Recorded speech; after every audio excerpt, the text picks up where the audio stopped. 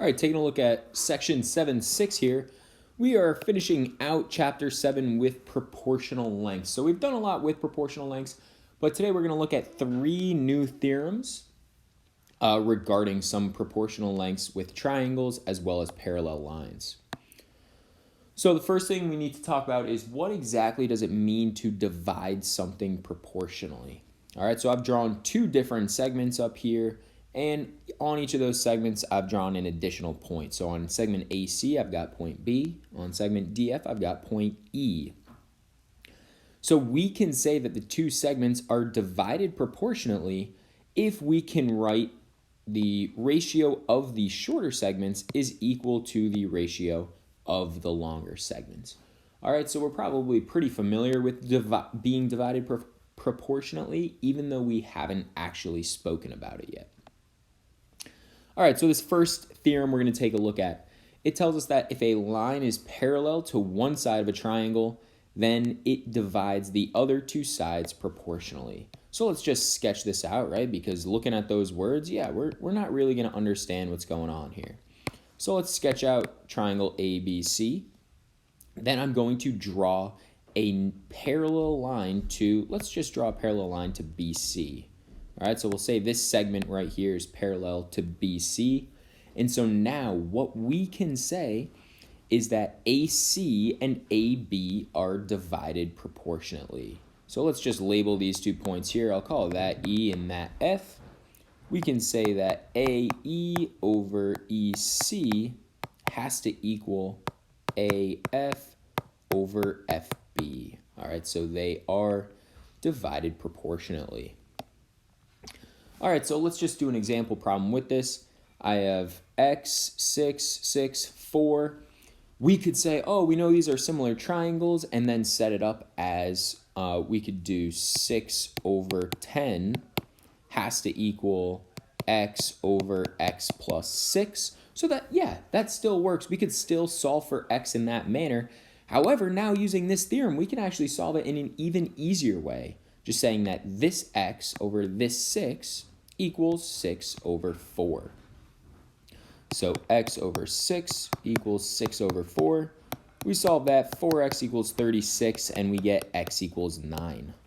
All right, if you had solved this original proportion, and this was the proportion we would be able to set up with our knowledge of similar triangles, you would get the same exact thing. All right, let's move on to our theorem number 2. This tells us, if 3 parallel lines intersect 2 transversals, then the transversals are divided proportionately.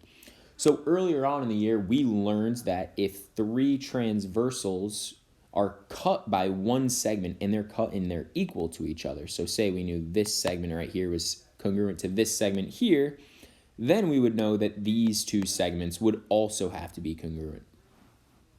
However, this new theorem is now telling us that they are going to be divided proportionally. So let's just do an example problem and see what we get here.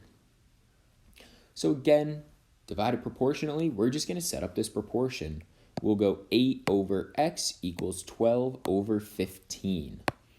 8 over x equals 12 over 15. We could simplify to start just to make this a little bit easier on ourselves. 12 and 15 are both divisible by 3, so that's the same thing as 4/5. And then we cross multiply, we get 40 equals 4x, x equals 10. All right, let's finish it out with our third theorem of the day. This is if a ray bisects an angle, then it divides the opposite side into segments proportional to the other 2 sides. Again, with these words, this can be a really difficult theorem to understand, and out of the 3, I would say that this is probably the toughest of them. So let's take a look at this picture down here. If ray CD bisects angle ACB, so here's my angle ACB, here's CD bisecting that angle, so I marked that these 2 angles are congruent.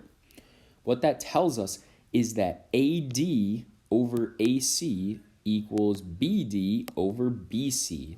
So I like to think of it as the ratio of the 2 sides on the left of it have to equal the ratio of the 2 sides that are now on the right side of that bisected angle. All right, so let's do a quick example problem with that. So here we can see we got this triangle MIE. I threw another K in there. And we know that ray MK is bisecting angle IME. All right, so setting up this proportion now, I can say x over 18. That's my ratio of the two sides on the left of this bisected angle. So x over 18 has to be equal to this 16 over 24. That is on the right side of the bisected angle. All right, we simplify that down.